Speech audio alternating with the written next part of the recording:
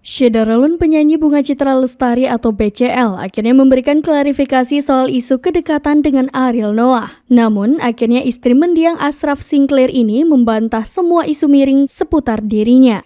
Ia membantah adanya hubungan spesial dengan Ariel dan hanya sebatas sahabat.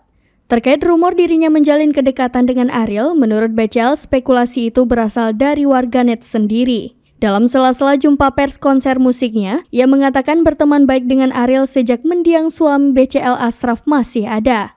BCL juga mengklarifikasi isu dirinya disebut hamil karena perutnya yang dinilai buncit oleh warganet. Dikutip dari YouTube M-Star Online Malaysia, pada Jumat 11 November 2022, BCL mengaku sakit hati mendapat celaan fisik atau body shaming karena perutnya disebut buncit.